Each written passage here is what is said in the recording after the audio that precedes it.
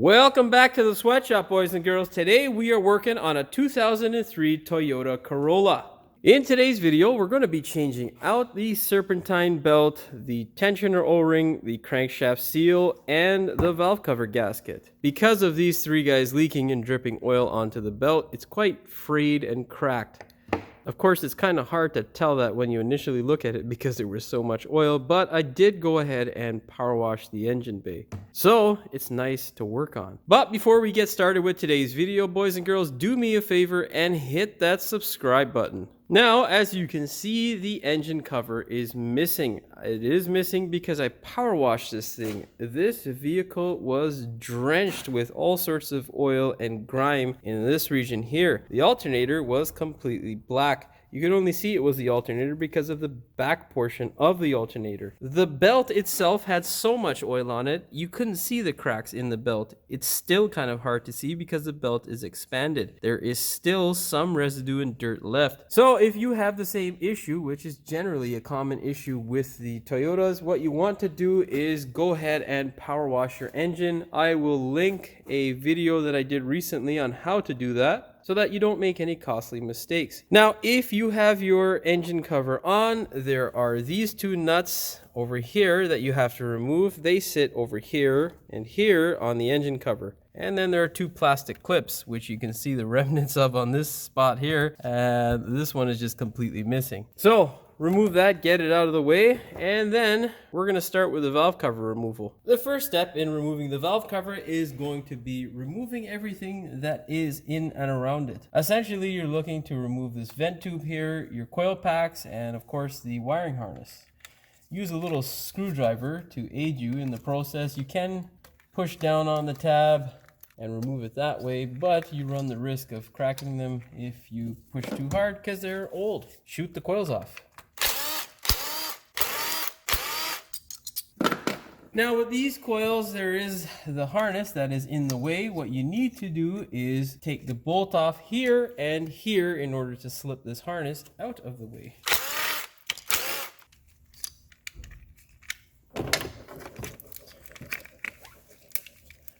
Just wiggle it out of the way. Now pull your coils out. What I like to do is keep the coils in the individual holes that they come out of. That way there's no mixing them up. You can mark them if you like. Ooh, wow. You can see there's some evidence of a leaking valve cover gasket. All that cleaning I just did. Let's pull the final coil out. That one's not as bad. Now, disconnect the vent holes here.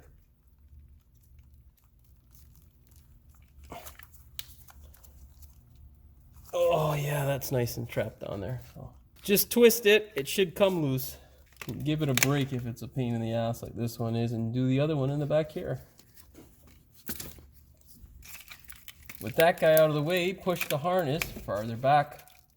When they're extremely stiff like this, you don't want to be too aggressive. You can tear the hose, which wouldn't be a good day at the office. So you can get a little guy like this and just work it back. This guy seems like it's trapped there forever, so what we're going to do is disconnect the other end. Disconnecting the other end from the intake duct was a much better idea. Now what you can do is go ahead and start working your way around the 10mm bolts on the valve cover so you can get them out. Try your best to remember where the bolts come off from, because there are different placements for a lot of these bolts.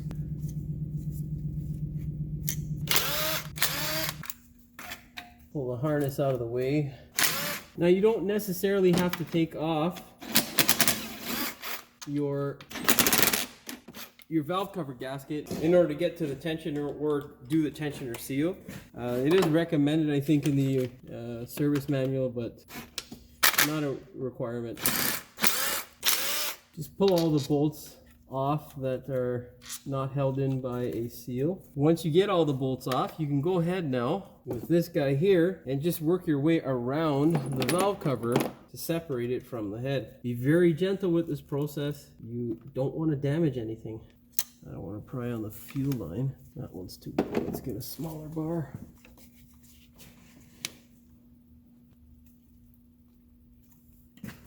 Just keep working it around. It'll separate.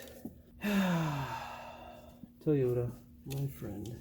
Let's separate this guy so we can move this harness out of the way a bit more.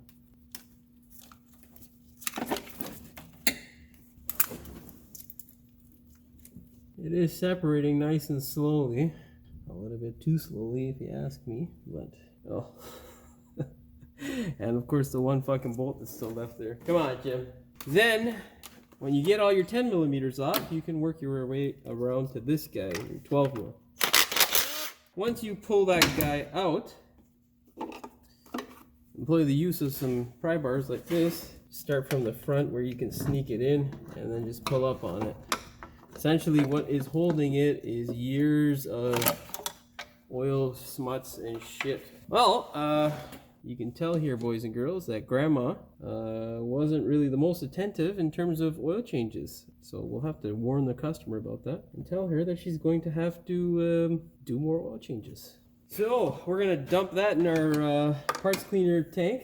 Man, she really did not care for oil changes. Jesus Christ. Okay, so our next step here is going to be to take off the actual gasket. It's left behind here. You want to be really careful with this process because the gasket, as you can see and hear, is cracking up, man.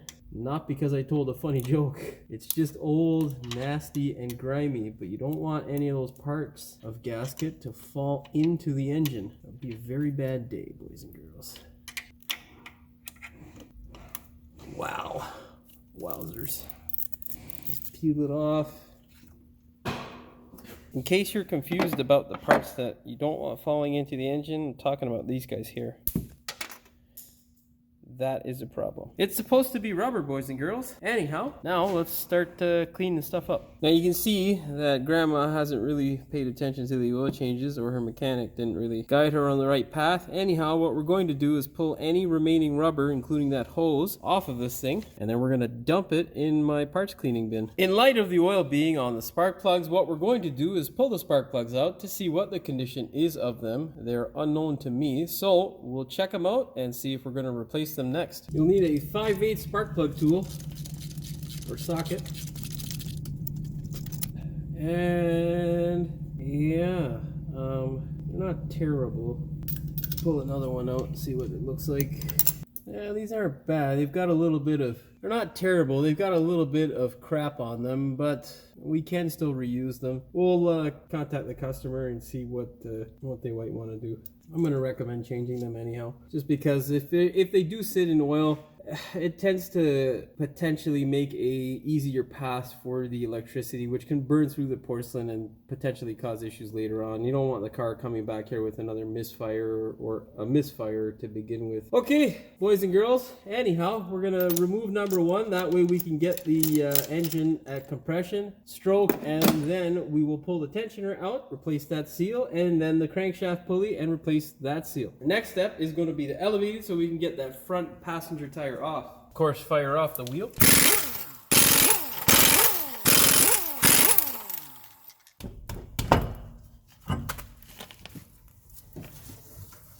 With your plastic guard out of the way and fold it up underneath the oil pan, what you're going to do is get a 19 mil socket on an extension and ratchet. You're going to put it on and then rotate the engine clockwise, all the while looking at the timing marks, of course. With this engine, TDC does indicate that you are on compression stroke for number one. We'll go ahead and put a screwdriver in the hole, and that will tell us when we are at TDC. Okay, so when we get the piston at the top of its cycle, what we want to do is check out to see whether we are on compression stroke. Okay, with it at TDC, you can leave this guy alone and send the engine back down. It may be a little bit hard to see on camera, but you can see that the cam lobes are up on the number one piston, and of course I saw the screwdriver come up, which means it's at compression stroke TDC. So what you can do now is go ahead and remove your tensioner. Really hard for me to get on camera, but down in here there is a hex hex on the tensioner itself, what you need to do is get the appropriate wrench. Sometimes they are 17, most times they are 19 millimeter wrenches. Get it on that, take the tension off the belt, of course, and then pull the belt off. So get your 19 mil on the hex portion and then go ahead and crank it. You want to crank it towards the front of the car, and then that will loosen the tension on the belt. Then you can go ahead and pull it off. Be sure that you know how the belt came off. That way you don't spend hours trying to look for a diagram on Shopkey, because it's a pain in the ass. Okay, let's pull the belt off.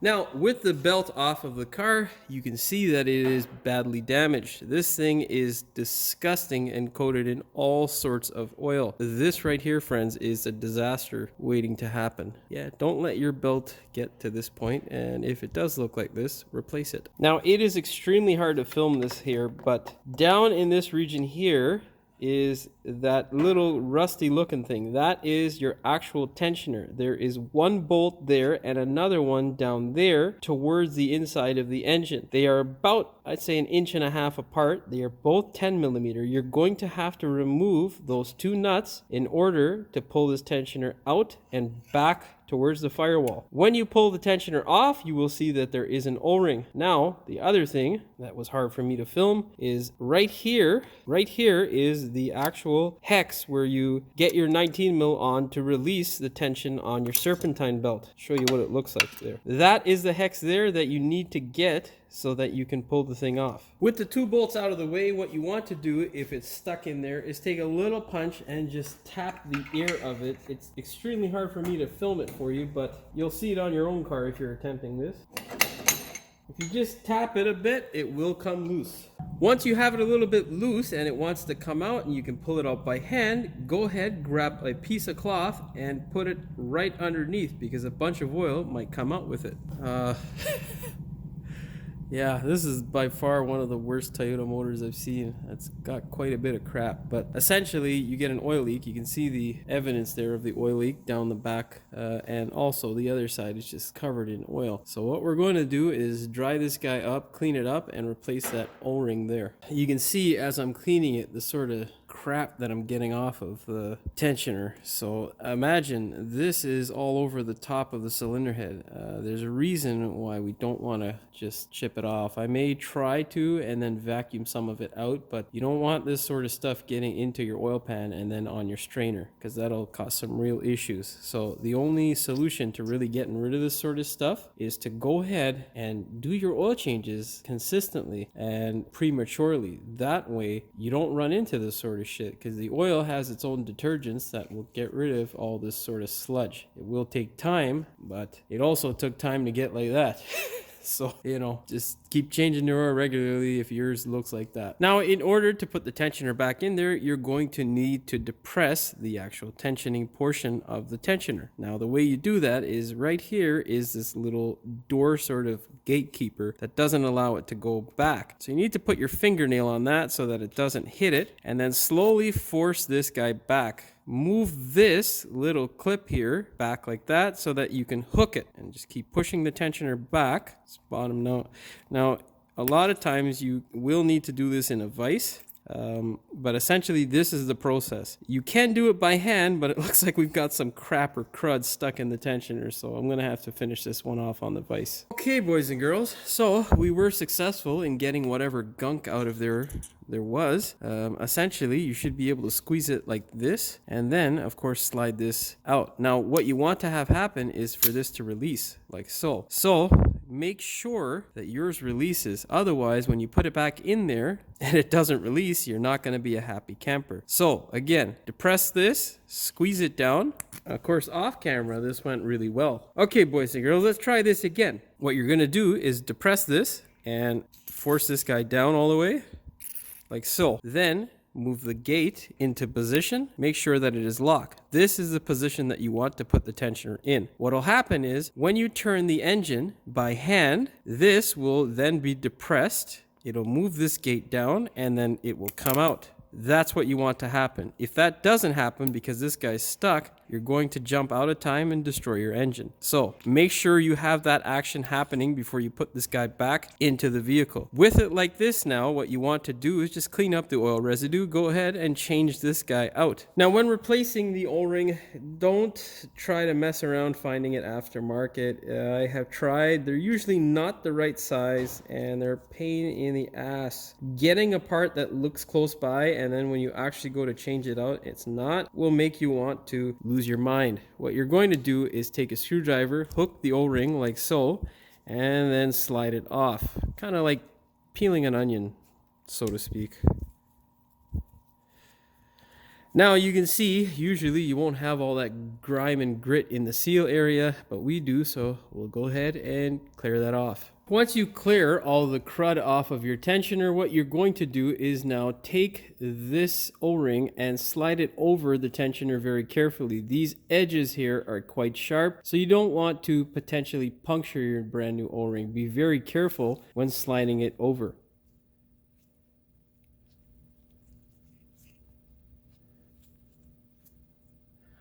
Best way I find is just to roll it over nice and slowly. Don't pull it too hard because it is an O-ring and it will stretch and get destroyed. Now, don't just put it in with your brand new O-ring. What you want to do is get some silicone. To be exact, the right stuff. Put a nice bead of silicone around the O-ring and the base of the actual tensioner itself. Don't be too stingy with it. Trust me, my friends, this will really make a difference. A lot of times with the new O-rings, there could be damage when people try to get them out. There's also crud or crap that could get mixed in. The silicone will help with sealing and will make your life so much better. Then take your index finger and just smear it along the O-ring and the back of the tensioner. You should end up with a nice layer of silicone like this.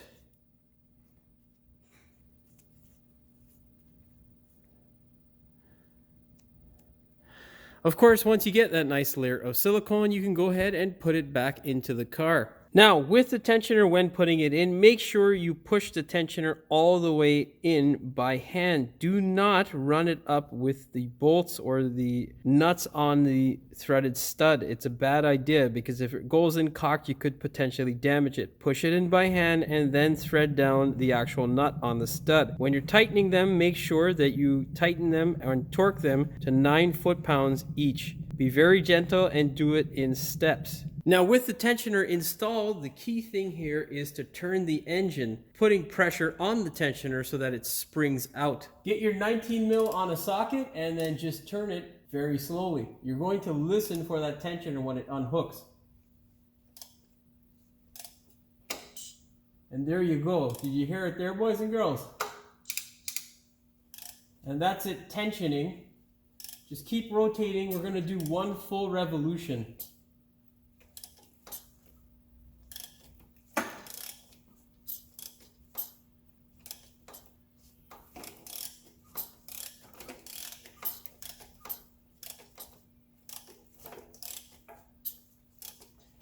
When I say one full revolution, I mean specifically a complete cycle of the engine. So that is 2 revolutions of the crankshaft.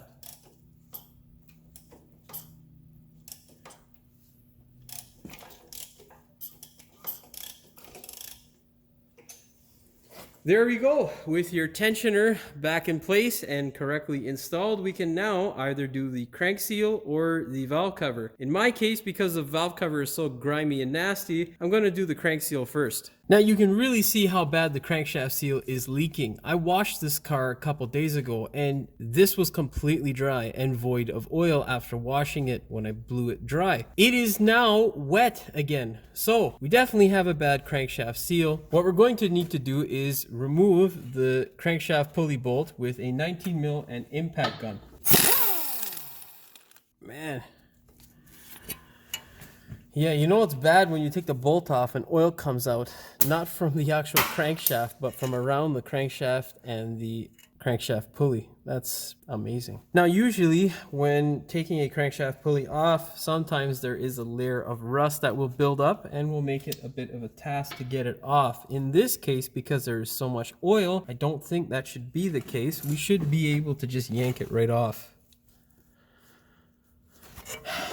Of course, why would we be able to do that? Let's make our lives hard, Toyota. So what we're going to do now is just get a mallet and whack it because it's obviously stuck on there. Get your mallet, just knock the lip of it, not this side, but the inside metal piece, because there is a rubber seal there that you don't want to disturb.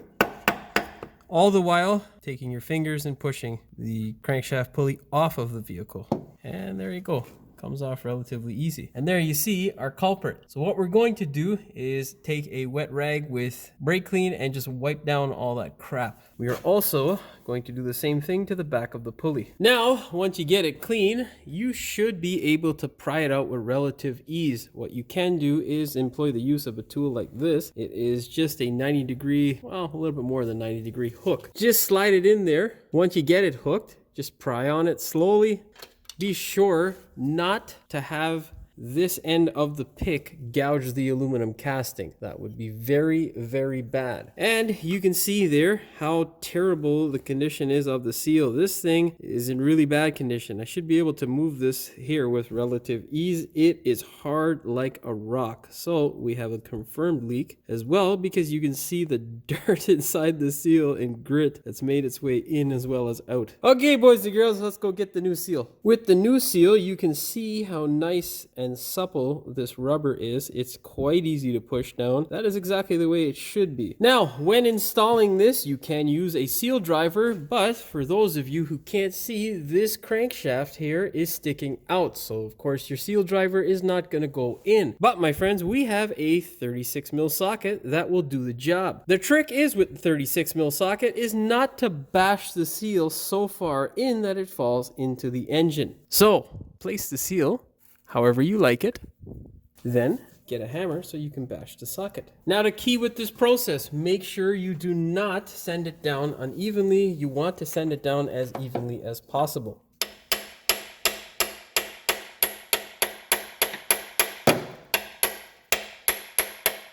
Don't bash too hard. Now you can see it's installed essentially, but it's not completely installed. What the process is now is to make sure that it is flat. My particular seal is not flat, it is higher on this side. So I'm going to offset my socket slightly and tap it like so. So this side is fine, and this side has to go in just a little bit more. Touch it all the way around to make sure that the seal is flat, and you're good to go, my friends. Now, when installing the crankshaft pulley, there are two things you need to do. Is locate the keyway and make sure that it is clean both on the back as well as on this portion where the seal goes. Mine had a little bit of an oil crap ridge or hard sludge. So what I did was, of course, get rid of it. Now, locate the keyway and then slowly slide it into place. Now that wasn't hard at all, was it? If for whatever reason you have excess oil on your crankshaft bolt, go ahead and get rid of it. You can thread it in by hand. Just make sure that you torque it to the proper torque spec. Do not exceed that torque spec with your gun. The correct torque spec is 102 foot-pounds. Now, boys and girls, in terms of the sludge that is on the engine, it is something that we can't really do much about, unfortunately. It is really thick and caked on. It's quite grimy, so you don't want that sort of stuff to fall off into the engine. Unfortunately, there's just so much of it, I'm not going to be able to get rid of most of it. The best way to deal with this sort of thing is, of course, to do your oil changes on time and repetitively. If you do them premature, the oil has detergents in it, which will of course break up this sort of crap and get this engine running back to a good state. Hopefully it's not like this around the piston rings. If it is, then this thing's gonna burn oil like crazy. Of course, I didn't see any sign of that, so that is good news, but time will tell, my friends. Now, to get prepared for the valve cover gasket, specifically we need to clean the mating surface here as well as here. The only way to do that, and the safest way to do that, is with a rag and a sharp edge or scraper. What we want to do is get rid of the silicone here and here. Oh my god, look at that. Look at that. That's silicone. It's hard like rock, boys and girls. I don't know if this thing had overheated at some point, but man, oh man. So yeah, another piece of hard rock silicone. Basically, the two places where there is silicone on the valve cover is this area here and here. The rest of it, you literally just need to clean off the oil and residue so that the new gasket can make a nice seal. Also, move stuff out of the way so that when you go to put the new valve cover or new valve cover gasket on with valve cover, you're not trying to fight all this stuff then. So get your wiring harness out of the way and whatever else may be in the way. Get a scraper and go crazy. Just try your best to not have any of this stuff fall into the engine. A vacuum would be very helpful with getting rid of this stuff. There's just so much of it though. Most engines don't usually look like this. This is definitely a lack of maintenance that has caused this, unfortunately. But, you know, it happens. It also speaks to Toyota quality because you can see, boys and girls, even with this customer not doing what is needed to keep this guy running well, it's still running well. So, there you go.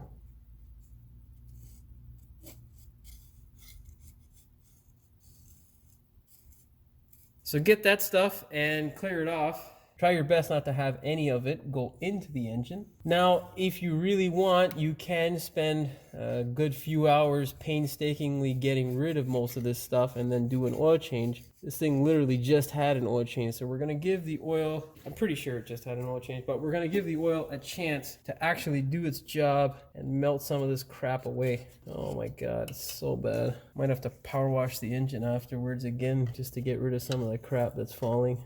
With this engine, because there is that crud and sludge, what you want to do is break the sludge, if yours has that same sort of crud on it, away from the engine. That way it won't hinder the seal. I can't believe how hard this stuff is. It's crazy. I've never seen it this hard. Usually it's pretty burnt on. This is on the new list for me with the hardness of it. It's kind of like it's like harder than silicone, but softer than plastic, if that makes any sense. Yeah, it should make sense, I hope. Once you clear off most of the big chunks of crud, what you want to do is take a rag with brake clean again on it and wipe it all down. You'll also do the same thing for the other side, the valve cover, of course. Essentially, you should end up with a result like this, where the surface here, the mating surface, all around the cylinder head and timing cover is nice and clean. Now we can go ahead and prep our valve cover. Now again, you're not gonna have a valve cover that usually looks like this for cars that are maintained properly. This one is an exception. I've had this thing in my parts washer now for about 2 to 3 hours, and it just would not get rid of some of this crud. It is baked on there, so I'm not sure whether it was overheated at some point or what the deal is, but it is disgusting. Now the steps I'm going to take to further clean this thing is basically scrape off any chunks that are really big, like in the corner there in the front. Kind of hard to see there, this stuff there. I'm gonna scrape that off with a screwdriver, brake clean the hell out of this, and blow it, and then I'll show you the finished result, because it's probably going to take me another half an hour to do that. So after about 45 minutes to a half an hour, this is the result that I came up with. I power washed the hell out of this thing and blew it dry, and now we're going to go ahead and put our new gasket in place. So now, get your valve cover gasket out of its packaging and prepare to put it on your valve cover. Key thing with this is to make sure that you somehow don't put it in wrong. There is really no way to put it in wrong, but you never know. They have these little grooves or tabs like this on the valve cover gasket itself. What you want to do is force those into place. The way I do it is, of course, start with the O-rings for the spark plugs, push those guys into place, and then start working it around the valve cover. The key with this is to make sure that it stays in place while putting it on the vehicle. If yours, for whatever reason, is slipping out of place, what you can do is use a dab of silicone to keep the gasket in the cover so that it doesn't fall out. Because obviously, if it does fall out, you will end up with a leak. Nice thing with Felpro is it actually sends you these two grommets that you can put on these two bolts. All you have to do is break the seal off of the valve cover and then just continue to thread them off like this. You only have to thread these ones off. The other ones aren't crushed, so you literally just slide them right on. Like so, and you're done. Now, if your valve cover gasket does not come with those two grommets, it's not a big deal. The Toyota ones are actually quite good. With both of them on, what you want to do is put a little bit of silicone on the back of the bolt on this side here, and then you're going to put a little bit of silicone over here. It's not an absolutely necessary step, but is something that will ensure that you don't have any leaks from these new grommets. Just a little bit, then take the grommet and smear it around like so. Do the other side here. We're talking a very little bit of silicone, boys and girls, not much at all. And then go ahead, slide it into place and do the other one, and we can go ahead and put this valve cover on. Before you grab your valve cover, make sure to put some silicone in the area where the timing cover meets the head. Be generous with it, it's not going to hurt anything. What you want is a layer at least 1/8 thick, the span of the head and timing cover area where it meets. Now go ahead, grab your valve cover and slide it into place carefully. Be sure that your gasket does not fall out of place. What you want to do to help you is use your two studs in the front to line it up, and then you can thread those two bolts down that you put silicone on earlier. Thread those into place. Go ahead and put all the bolts back that you need to into the appropriate place of which they came, and then torque everything down. Don't forget your 12mm goes over here.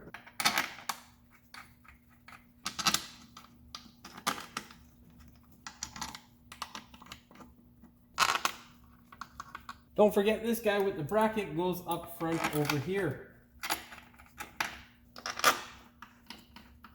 And of course, the two nuts. Go ahead and run up all the 10mm bolts, and then we'll tackle the 12mm later. What you want to do is start from the inside and then work your way in a zigzag manner across the valve cover gasket. Let's go ahead and get that swivel socket. Once you run them all down, you can go ahead and go around in a circular motion just to make sure that they are all tight. Then grab your torque wrench. Well, first do the 12mm. Then grab your torque wrench and torque everything down to 8 foot-pounds. What I like to do is start with the 12mm bolt first, and then work my way around to all the 10mm bolts.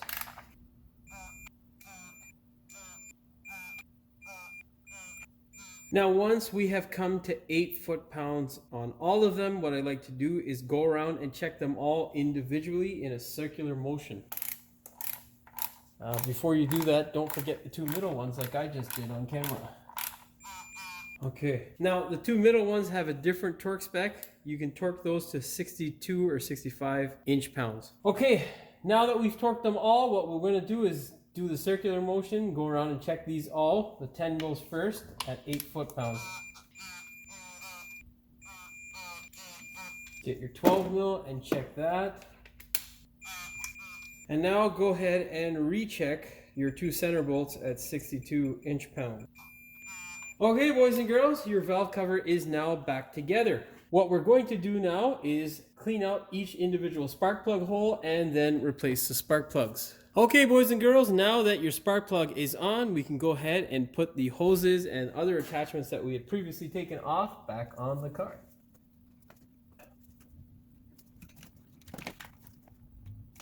Now let's get our oil cap.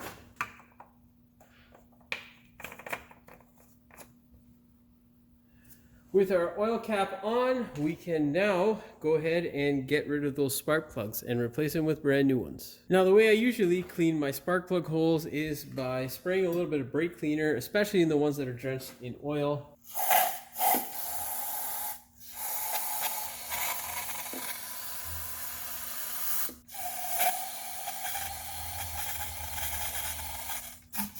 Down into the hole. Of course, I didn't spray too much in this first one. The reason being is because the spark plug is currently out of there. Now, what we're going to do is wipe it down, then take our blowgun and blow all the remnants of the oil and brake clean out of there. Commence with blowing.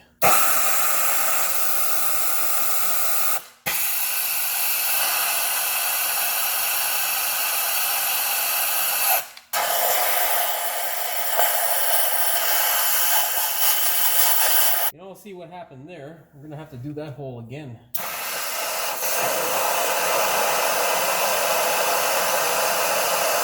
Wipe off as much as you can and then fill her up with some more brake clean.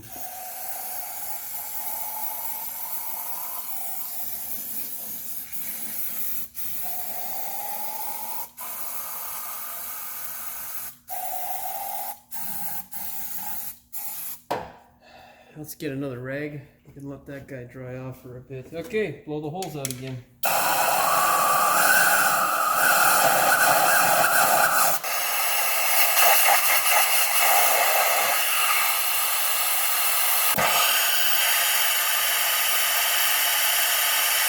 think one more time should do it for this third hole.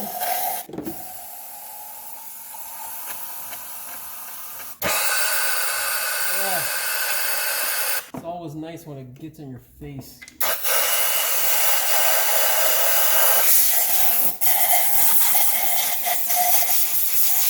Let's get rid of all this residue.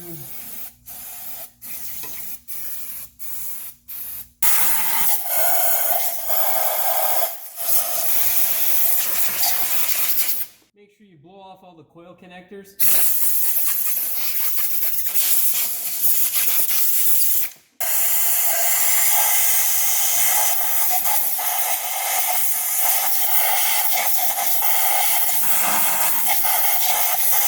Okay, once you have no oil or residue coming out of the holes, you are good to go. You can now go ahead and put your new spark plugs in.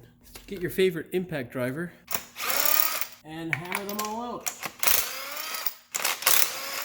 Of course, you can see here the plugs aren't in the worst of shape, but they have been in there for quite a while. And this one here is the concern. You can see there on the porcelain, that little lip of oil or crap. This could potentially turn into a crack, and then you'll end up with a misfire situation. Now you can go ahead and put your spark plugs in. Before you do that, make sure you check the gap to ensure that there is no physical damage. They can get damaged when they're being shipped. Take your spark plugs and thread them in by hand.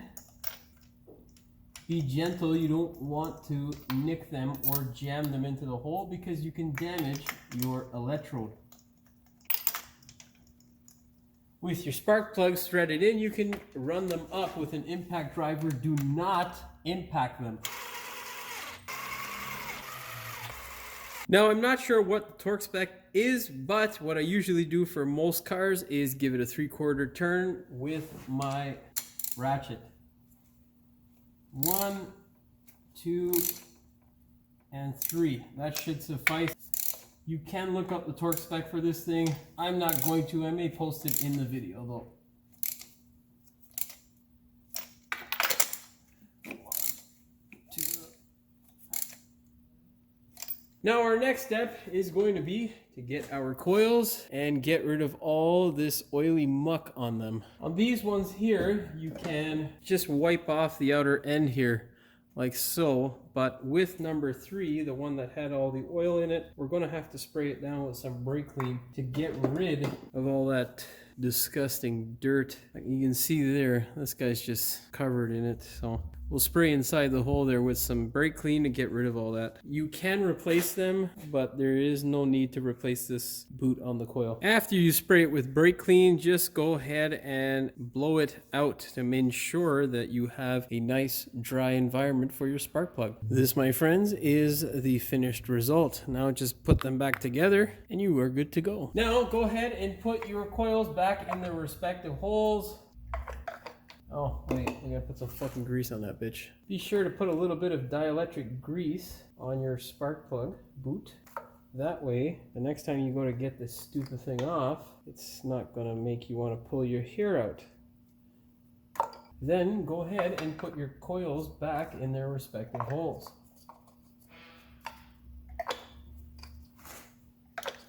Now don't forget to put the harness back, because it can be a little bit of a challenge if you go ahead and put the bolts back. So I always put the harness back first. Then, before you bolt down the coils, bolt down the harness.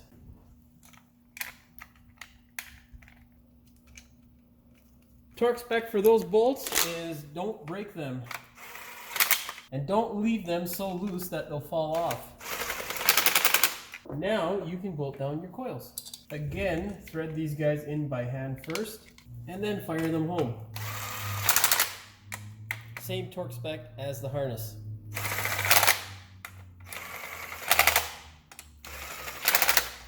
Clip them all together again. And that is that for now. We are almost there. Our last step is to go ahead and put our serpentine belt on, as well as this little clip that I forgot to put on when tightening down the valve cover. So let's do that now. 8 foot-pounds. Now, with all of that in place, put your wiring harness back, connect this guy back here, double check your hoses and wiring harness, and that is that for the valve cover job, my friends. We can now go ahead and put our serpentine belt on. Get that ginormous 19 mil wrench. With the serpentine belt, the best thing that I can tell you is to take your new one out, take your old one, match it up, and then pull it tight like this with your 2 thumbs on either end, ensuring that they are the same size. I know that they're the same size, and I don't want to get this one all dirty and oily, so I'm going to go and put it on now. This process is a bit challenging to film because there's really no room in here. What you want to do is take your time, try to keep your cool, and sneak it on without losing your cool, because sometimes it can become extra frustrating when trying to put the serpentine belt in place. You should have left the cover underneath by the crank pulley off, that way you can help route the belt. I'm gonna go route the belt and then I'll show you what the finished product looks like. Like TV magic, the belt is magically on. Now what we need to do is grab our ginormous 19 mil wrench, sneak it onto the tensioner, and force it forward. Once you get it all the way forward, sneak it on to the alternator pulley or water pump pulley, whichever one is off. Then release tension. Before you crank this thing over, verify that the belt is on all the pulleys properly, and then go ahead and fire it up. Now the key thing to listen for when you fire it up is that the chain takes up all the slack and that you don't have it slapping around excessively. Make sure you also keep your eyes on the dashboard to verify that the oil pressure light goes off.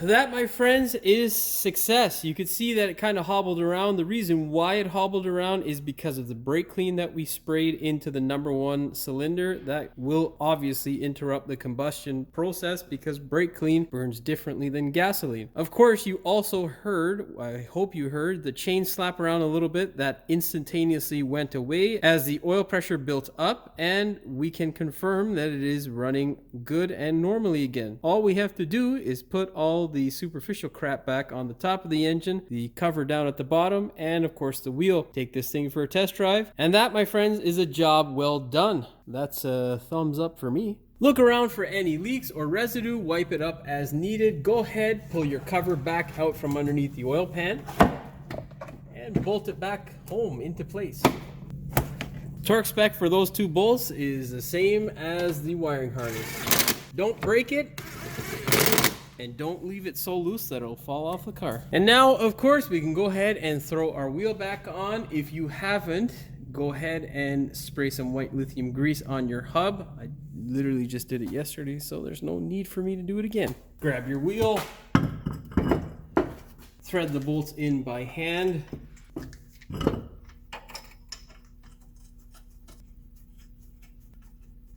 Once you have them on by hand, grab your impact driver and push the wheel into the hub and fire them home.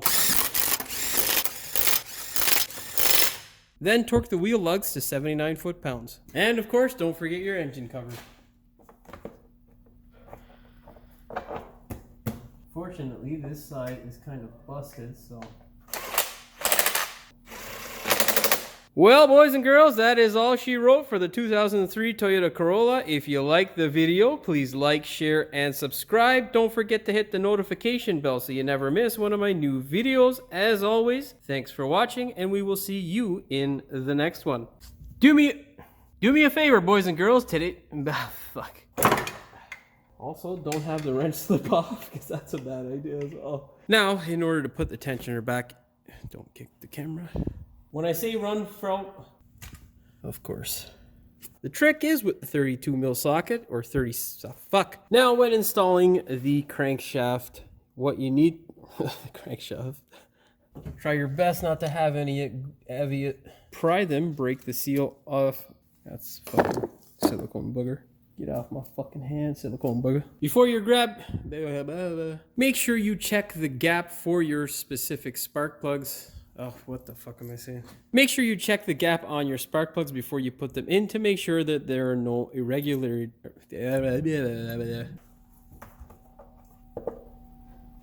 Why the fuck don't you want to go on now, you prick? Fucking piece of shit. As the oil pressure came up, as the oil pressure built up, fuck. And that, my friends, is the... fuck.